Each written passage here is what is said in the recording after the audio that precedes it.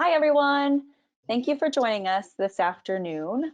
I'm going to give everybody another few seconds or so to pop in here, and then we'll start today's webinar.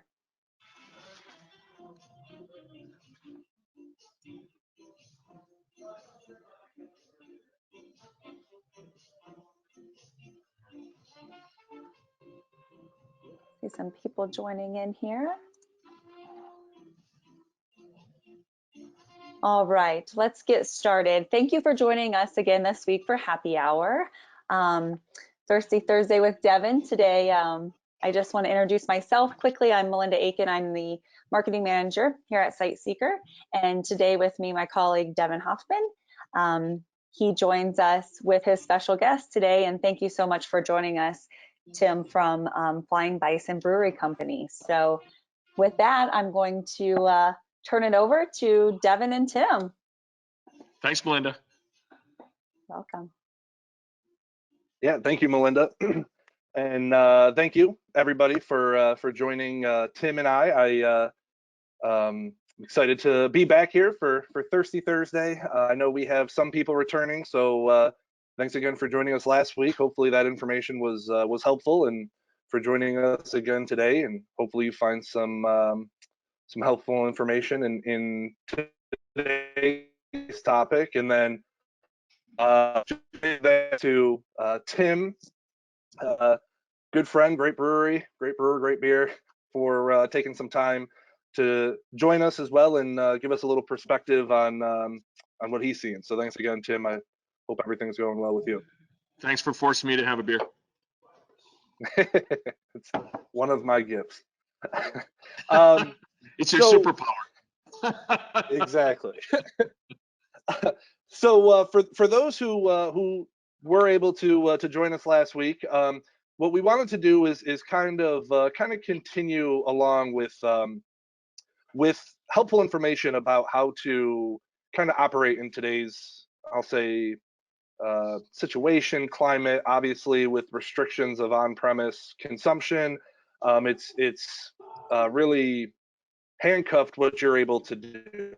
And so while last week we talked about ways to utilize time to your benefit, today we really want to look specifically at social media being your tool, being your bridge to your customer, regardless of what your current landscape is and what you're able to do within your brewery. And so as you can see right here on the screen, there's a couple topics that we want to cover and kind of walk through and some ideas and suggestions that should really be able to help you in an otherwise unideal time. And then again, definitely look to Tim for some of his insights of what he's seeing within his brewery and the industry as a whole. So Sure. I was gonna say, if you haven't already, you can open your beer and we can get into what you're seeing here. Yeah. So Devon, let me start a little bit with where we are right now with what our brewery is allowed to do. Really goes back 20 years to the start of Flying Bison. When we first opened Flying Bison Brewing Company in the year 2000, you were not allowed to sell a flight. You were not allowed to sell a pint for someone to stay. So we're really just kind of back to those rules, with not allowed to gather in your sampling room or your restaurant or whatever that might be, for whatever it looks like at your brewery. So it's for us, this is a little bit of a rewind. It's an uncomfortable one, but these are some of the things that we relied on before.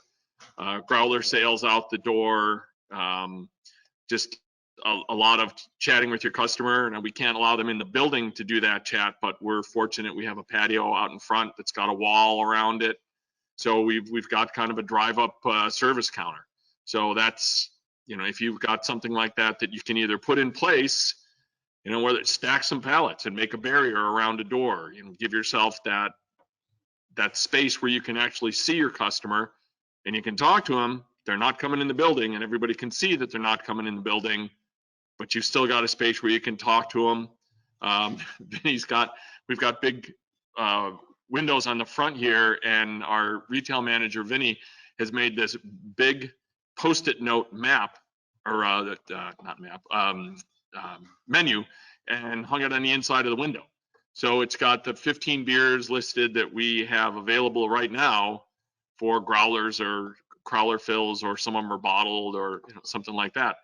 Old school, old hat, but when people drive up, they've got something to look at. That's awesome. And no, that's kind of great to hear, what you're seeing, your take. I'll say to those who are on the call, I'm probably about 3.5 hours from Tim's brewery, and I was there about 4 weeks ago or so.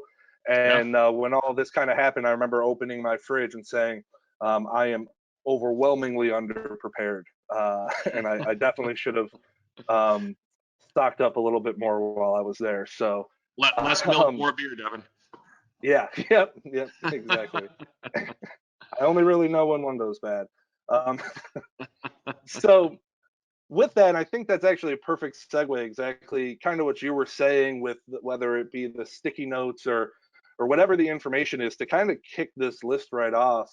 And I want to go into the first one, and this really ties into something I had mentioned last week. And so if you weren't able to join us then, to kind of recap it, is in regards to keeping your customers up to date. And what we talked about this week was updating your information across all your channels or all your platforms. The big one I had led with then was your Google My Business, so that people going in on Google who are interested in everything Tim just said, if it's to go, growlers, crowlers, bottles, cans, food, depending on what you have available, to create an opportunity for them to know what, how they can interact with you. Is it, do you have to pay ahead of time so that it's just roll down the window and, drive through kind of thing, or what that process is. And so it's really important to make sure that you're updating all that information so they know. I'll give an example. I, have tried over the last couple weekends to support, breweries near me, whether it's just picking up a growler, crowler, gift card, whatever I can. And I'm kind of, I'm seeing in their Facebook accounts, they're not updating when they're able to fill growlers or crowlers, and it's kind of playing that waiting game, maybe shooting a message to get that information. But if there isn't a post or isn't something telling me, rather than risk going out and finding that they're closed, I'm just not able to make that that trip. And so whether it's, I've seen some places it's every couple hours, they're putting a post. Today we're going to be open from only 4 to 8, doing just pickups on growlers and crowlers. Call ahead or order online. And then right at 4, hey, we're starting it. We're open. We're here. Call us. Here's the number. Here's the way to do it. But just keeping those customers up to date so that they know what they can do, how they can interact with you, how they can visit you, and just really taking as much advantage of the extent of business you can do at this time, which obviously is all off premise. But what lanes and what areas can you really take advantage of that? So is that what Right. you're seeing, Tim? Where you're getting that out there? Yeah, absolutely. And one of the things that I wanted to throw in, and it might sound redundant, but I am in the redundant office of redundancy department here, is when you update one platform, make sure you update them all. If you're changing your website, make sure you're also changing your Facebook, changing your Instagram. Make sure that those are all consistent, because if you have 5 different platforms that you're working and you update 4 of them, somebody's going to find that 5th one and come in with the bad information. Well, you said you were open till 9. No, we close at 7. It says so on 4 out of 5. Well, they saw the 5th one. So make sure that you update all your platforms at the same time. Don't do one on Monday, one on Tuesday, one on Wednesday. If you're doing them all on Monday, do them all on Monday. That consistency is really going to help In these days and times of so many breweries in so many places, don't give your customer an excuse to go shop your competition. Yeah, we're all in this together, but to a certain point. I mean, I'm hoping to be the most successful brewery in Buffalo. I don't mind if somebody else is number 2 or number 3, but I want to be number 1. No, I agree completely. When I have the ability to, I'm going to give you a hug for saying that. That's one of the most important things, is just making sure. And like, you know, I'd mentioned, there's been times, and I've just learned from experience, and then what I do here. And even before this was going on, you know, we've communicated. There's times when I'll go on Google, but try and cross-reference what Facebook's saying, but also scroll through posts just to see if there's something, and it's tough for people if that's the situation that they have to do. So if everything's consistent across the board, and most importantly, reflecting, where you are at, that's really positive.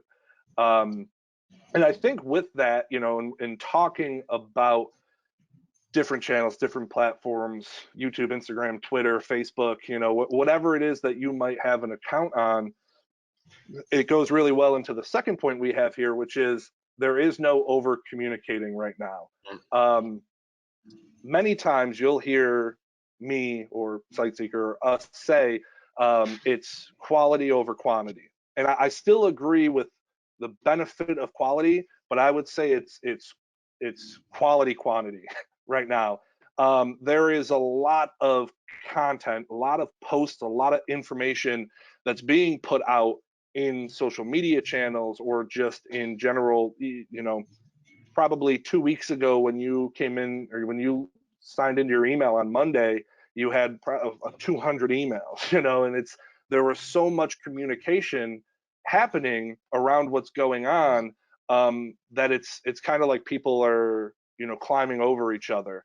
And I say that because it's important to constantly update your customer right now. So, if you're putting out, 10, 15 posts in a day, that plays into the first point and plays into the other ones that we're going to get to, where it's communicating where you're at and saying, look at what we've got here. We have to-go orders. People are picking them up. Here's a picture of someone handing out an order in the car. You don't even have to get out. There really isn't too much of that you can be doing, because if I'm on the fence, that might be the deciding factor. I might say, I really would love that. I saw that they had this beer in an earlier post.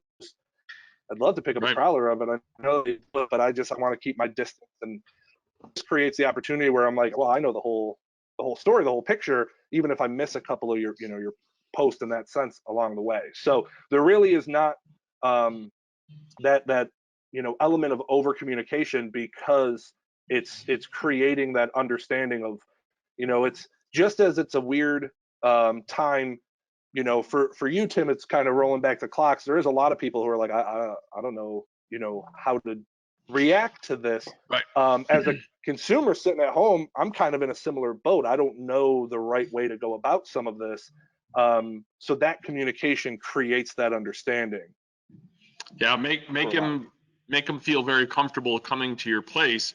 Vinny's wearing nitrile gloves. Anybody who pulls up here sees him wearing gloves.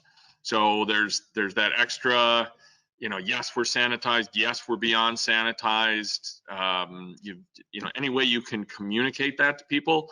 Again, that wall in between, stack pallets to make a counter, box in your door. So that you can just kind of step out, set the growler, crowler, whatever on that sort of shelf you've created, and let people pick it up for themselves, so that they're not touching it at the same time you're touching it. As people get more and more nervous about this, as this goes longer and longer and longer, and unfortunately it will, make people feel as safe and secure and overly sanitized and pure as you possibly can.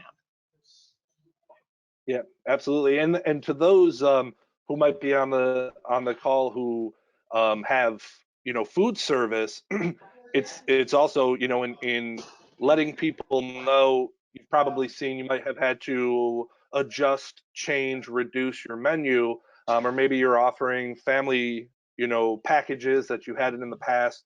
In a lot of cases, if I'm used to going to your website and seeing your menu, and if I go to it and see and it looks the same, I'm just going to assume that you haven't updated it because there is so many, changes and adjustments and reactions. And so that's one of those things where it's just, even if it's, a couple times in the course of the day, hey, here's what we've got for food, beer, everything like that.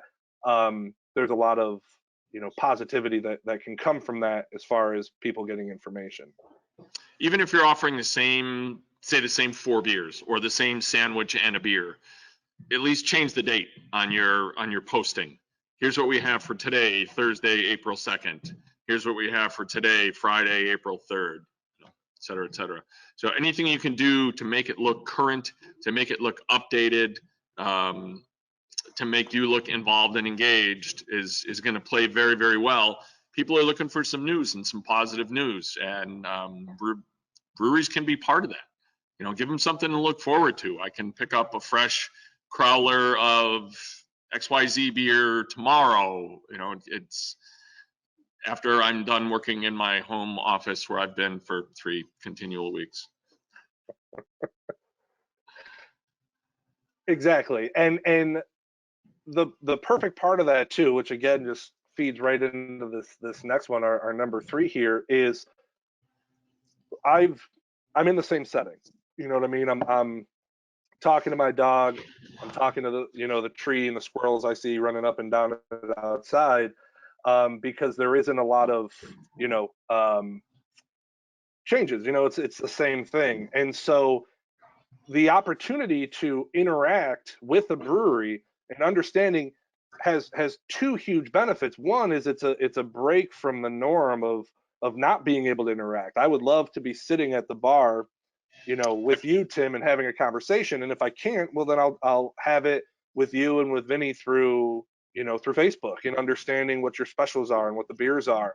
But also in playing into the ones up on the top, you might have created a lot of the answers to questions that I had or didn't know I had. But I might have other ones. And so engaging is, I'm going to ask, hey, I just want to make sure, are they wearing gloves and, doing this? And I don't want to hand you my card. Like, what should I do? It can't be something where I comment on a post to say that, and 4 days later you're like, well, call us with your credit card number, we'll take it over the phone and everything will be set. So that's engagement is really important, again, across all the different channels you might have, of being in a position where you can not just respond to the customers but interact with them. And in one hand, it's just creating a virtual conversation. In some cases it's something like this, where we at least can speak and see each other. But in other ones, it's text-based. It's no different than a text message, but I've got a line directly to a place I'm trying to support and to visit. Right. For a lot of customers, what the standard transaction is going to be is going to feel a lot like a drug deal. Just pull up front, hey, I'm Joe, give me the bag, and drive away. So anything you can do to raise that level of comfort, to you've taken that credit card number from them, here's what I got, I'll have this marked for you, I'll have it in the refrigerator right by the door. Any of that sort of engagement, that additional comfort level that you can provide for your customer is going to be a really good thing, and it's going to pay off. Yeah, I had the thought before that in some cases it brings us back to Prohibition era interaction, but I can see where you're thinking on that too. Very quick, and it's I got to go to my own basement kind of thing. And so again, all of these, and this is something that we did talk a little bit about last week, but all of these are going to play into number 4, which is be memorable. It's very important to create the information, to interact, to educate, to update, and the benefit of all of this is to continue keeping your, you know, your diehard customers engaged, or even, you know, your casual or your fans, you know, and they're looking for, you know, a touch of what they were once able to do. But this is also the time to be memorable. What is it that you're known for, and still play to that card? I had mentioned before, but you know, if you were to think 3 months ago, what was going to get someone through your door? You know, don't forget that. Try and still utilize that positivity, that hook to you know, get people to interact with you. And so sometimes this is thinking outside of the box. I was talking internally, but I noticed through some Facebook and Instagram posts, a brewery that was doing crowlers, and they shared a picture that someone asked, along with all the beers they were filling, could they make a Bloody Mary? And could someone get a to-go Bloody Mary? It wasn't really it was a product they offered. It wasn't a product they made. And they said, yeah, we'll crowler that. And so it kind of created, like, I was like, that's really cool. Like, that's really interesting. And we had, you know, we've said before where people are doing Netflix and beer pairings, where, you know, a dark beer goes with a dark show, and I've got, you know, this orange beer with stripes on the can, so, you know, Tiger King, boom, you know. And so it's just what goes kind of with what. And so how can you still you know, show people that despite what's going on, they can still kind of, you know, have fun and really tie a line to you, and staying memorable. And Omegang made a lot of money pairing with a TV show that nobody had heard of until all of a sudden it all exploded. So would that we had all gotten our own TV shows. Yeah, yep, absolutely. So, and by the way, Beer, when it comes to the memorable thing, handsome mustache, I call. You have to come up with your own memorable thing. Sorry. I can say, having been there, I've seen what was the stuffed, I want to say stuffed animal, but it was a person, and it looked exactly like you. Was that the Brewers? The cardboard cutout that was the same, that was a picture of me? Is that what you mean? No, well, there was that. There was you had a like a stuffed, like a pillow, but it was no, it's a hat that New Era made, and it's actually okay. the logo for the Milwaukee Brewers. And we just put that hat on the styrofoam head of a mannequin. So it's a styrofoam mannequin that we put the T-shirt on, but instead of drawing a face on it, or we just put that hat on there, and that hat is a face with blue eyes and a big mustache. See, it's a funny yellow color. Years ago, yeah. Yeah, it's still around. And I was hysterical.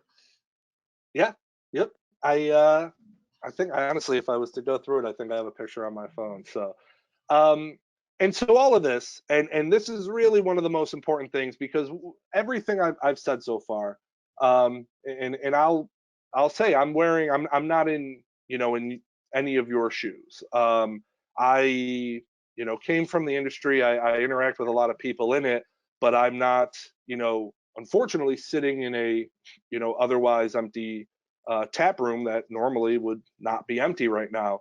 But what's important in communicating with your customers, engaging with them, being memorable, and keeping them up to date is staying, you know, positive through this, utilizing this time to look at things through kind of a different lens of how you can interact, how you can push product, and, you know, thinking outside of the box or outside of the can, you know, until the time when you can flip the bar stools back down. And I understand that can be tough, but when you stay positive, that'll kind of trickle up this list, and people will see that in your communication, and it will have an impact. Right.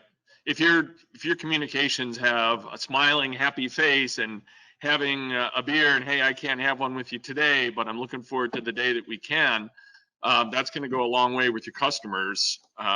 And, you know, sooner or later we will come out of this, and They're not going to go to some place that they haven't heard of, even if it's, if you're their favorite brewery. If they haven't heard from you in 8 weeks, 10 weeks, and anything they've heard from you is, well, we're closed because they said we had to. That's not where they're going to come when it's time to come out of hibernation. Yeah, I completely agree. And so, like I said, we, internally, we're constantly monitoring what people are doing and trying to say, hey, like, this is a really cool thought. How can this be leveraged? And like I said, best case scenario, you have the opportunity for business now, be it through to-go beer, food, merch, even gift cards, things like that. But if you're not in a place where you can do that, which for some people is the case, then now is the time to look at all the things on this list as well and communicate that. Be positive, still be memorable, because if you can't put your product in their hand, you can put your brand in their mind. And just like Tim said, when I've got a running list of the places that I would like to visit when I have the opportunity to again. And and some of those are the ones that even right now I can't support otherwise. So I'm looking for that opportunity to sit down and talk with the bartender, the brewer, or whomever I can. And I don't want to see them fall off my feed or off the screen, and take that kind of rollover route. So,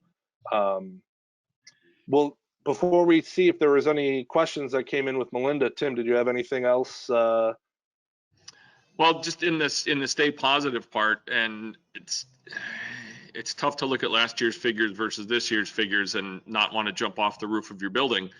But try and remember that some money coming in the door is better than no money coming in the door, and a few people driving up to your front door is better than nobody driving up to your front door. So, try and take from that what you can. Do the best you can with your expenses. There is help on the way.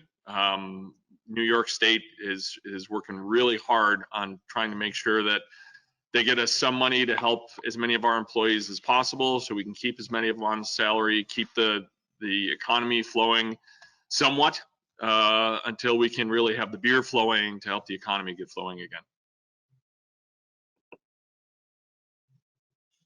Awesome. Thanks, Tim. Melinda, if you're there, I was just going to see if there was Yeah, very good. That came in. Yeah, great discussion, guys. So this is not really a question, but it's an idea. This person says, can you give customers an order number or a like at an auction where regulars can get a number and they simply show it as they pull up and their order is brought out? They've already prepaid and been given an order number or asked if they have a preferred customer number already. Brewery staff can simply see that the number at the car and take their order right out. No need for cash or running a card or too much interaction. Basically an effort to make people feel comfortable. You could even give a free growler away to one lucky preferred customer each week, or offer discounts to those with a PCN, a preferred customer number. Just an idea. Yeah, that's a really good idea. We're doing things like that. We are fortunate that we have a pretty significant number of regular customers, and some of them have home draft. Well, a lot of them have home draft systems, and they would come here and have a beer while they were trying to decide what keg. Well, they can't come here and have the beer, but we know who they are. So we've got a name that goes with it. We know the face already. And then for the folks that are new or are less frequent flyers, we're taking a name, a car description that they'll be coming in, and what time they'll be here. So, when the blue Chevy pulls up at 4 o'clock, we know that that's Joe, and he's getting a 6-barrel of Aviator Red and a 6-pack of Buffalust. So, yeah, that's a great idea. And again, that goes to point number 3, to engage the customer. As much as you can make it feel like the local, even though they can't stay for one, that's really going to help you as we come out of this. Great point. Yeah, and I'd say I completely agree of some of the ones that I've been able to visit over the last couple of weeks. You know, there's been 2 that I've been to where it was very similar to that. Not, it'd have been cool if I could have won a free growler. I like that idea, but it Well, was, you got to be careful if you say free growler or free beer, because the state liquor authority really hates that. So you can, you know, there's other clever ways to do it. My standard shtick is, you know, when we had things where people would come in for a specific event, we would say, you know, the first 20 people, Tim will buy you a beer. They're getting free beer, but you're telling the state liquor authority that it's paid for, the tax is paid, and you know, it just keeps you out of any sort of suspicious eyes. So don't say free beer or giveaway or anything like that. Say we will buy you a beer, or you know, we'll give you a discount price, and that discount might be 2 for 1. Yes, they're getting a free beer, but you're not saying free beer. Great point. no, yeah, good point. Slipping, but yeah, it's exactly like with Tim said, and how they approach it is what I've seen, where it was, you know, here's my pickup time, and you know, and these are the 3 crawlers I want, and you know, Devon, Red Jeep, just like that, and seconds, if that, you know, was the transaction. So, but I like the kind of preferred, and especially if you have your you know, place you're a regular at, and you're going there, where it's almost like, you know, this was tough, a tough, you know, 5-6 weeks, but I was able to, you know, to visit or have, you know, 10 crowlers or something like that. Definitely. Yeah, well, that's all Anything else, today, Melinda? guys. No, that's it. Thank you so much, Tim, for joining us. We really appreciate your time to help all the other brewers that may be connected, or even the restaurants and other industries similar to yours that may have joined us today. So thank you again, and you know, maybe we can do this again. Whenever you like. I have more beer behind me. Perfect. So chin up, everybody. Have a beer. We'll see you on the other side. Cheers. Thank you. Thanks, Tim. Thanks, everybody. We'll be talking to you.